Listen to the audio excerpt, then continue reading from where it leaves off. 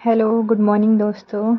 अ, हमें ज़िंदगी में कुछ ना कुछ सीखने को ज़रूर मिलता है, चाहे एक्सपीरियंस से हो या दूसरों से हो या फिर अपनी गलतियों से।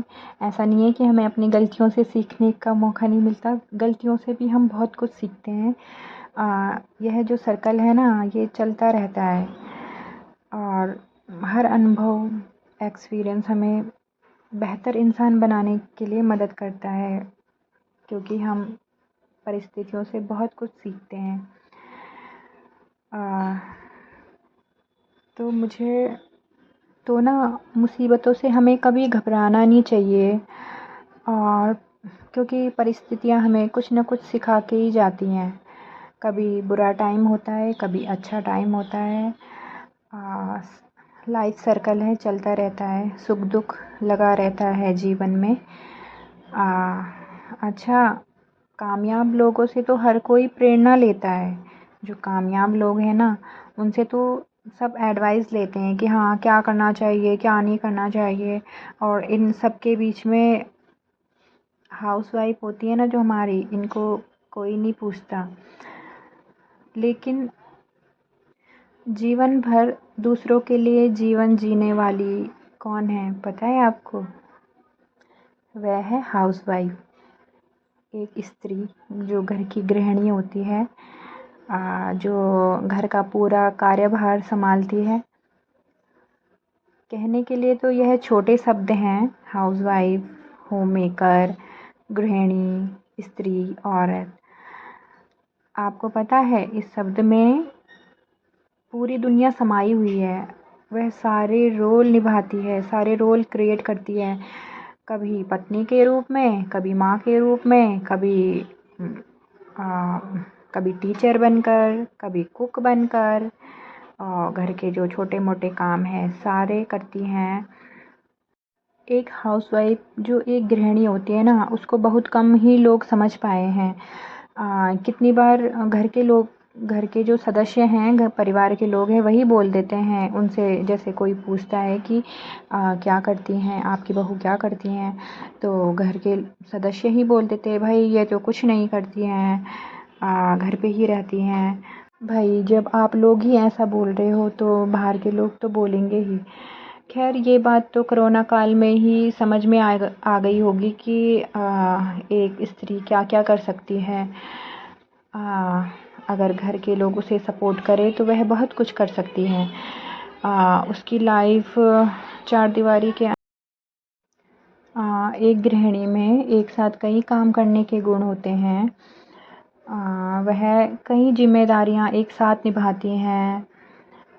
घर का काम, साफ़ सफाई, कपड़े धोना वगैरह जो भी काम होते हैं वह सारे करती हैं। भाई वह मल्टीटास्किंग होती हैं। यह बात मुझे तब पता चली जब मैं खुद माँ बनी, कि जो उनकी हंसी होती है उसके पीछे कितना दर्द छुपा होता है। कभी कभी अकेले में बैठ के सोचती हूँ कि सेम वही चीज़ें मेरे साथ भी हो रही हैं, मेरी लाइफ में भी हो रही हैं। जब मैं अपनी माँ को याद करती हूँ, मैंने बोला था ना, परिस्थिति हमें कुछ ना कुछ सिखाती हैं। तो कभी कभी मैं सोचती हूँ कि यार, पीढ़ी दर पीढ़ी यही होता आया है। हमारे माँ दादी सब यही काम करते आए हैं। तो आजकल की डेट में लोग अपने बच्चों को वैसा क्यों नहीं बना रहे, फिर वैसा क्यों नहीं बनाना चाहते। यार, मैं नहीं चाहती कि कल मेरी बेटी को भी यही करना पड़े, क्योंकि जो हाउसवाइफ होती है वो अपनी पसंद का कुछ भी नहीं कर सकती, अपनी मर्ज़ी से कुछ भी नहीं कर सकती। जो गृहिणियाँ होती हैं ना, सबका ध्यान रखते रखते अपने आप को भूल जाती हैं। आपको पता है कि आपने ज़िंदगी के कितने साल बर्बाद कर दिए हैं? कभी सोच के देखा है अपनी तरफ? कभी झांक के देखा है कि आप अपनी लाइफ के कितने साल बर्बाद कर चुके हो? तुम्हें ज़रूरत है तो सिर्फ़ अपने आप को जानने की, आत्मज्ञान जो अपने आप को जानना। अ, आपको तो याद ही नहीं होगा कि आपने अपनी पसंद का खाना कब खाया था और अपने पसंद के कपड़े कब पहने थे, और किसी ने तुमसे पूछा कि तुम कैसी हो और तुम्हें क्या चाहिए, तुम्हारी तबीयत कैसी है, कोई पूछता है? क्योंकि ना तुमसे कोई नहीं आएगा पूछने, क्योंकि तुमसे बेहतर तुम्हें और कोई नहीं जान सकता। इसलिए अपने लिए दिन का 1 घंटा ज़रूर निकालो, और मतलब वो तुम्हारा ही टाइम रहना चाहिए, मी टाइम। कि चाहे तुम अपनी पसंद की चाय पी रहे हो, गाने सुन रहे हो, या अपनी मनपसंद की मूवी देख रहे हो, ड्राइंग कर रहे हो, आर्ट कर रहे हो, कुछ लिख रहे हो, डायरी लिख रहे हो। जैसे मुझे डायरी लिखने का शौक़ है तो मैं खाली टाइम में डायरी लिख लेती हूँ, या कोई बुक होती है मोटिवेशन वाली तो वो पढ़ लेती हूँ। और अगर आपके पास बाहर जाने का टाइम नहीं है तो आप ऑनलाइन भी मंगा सकती हैं।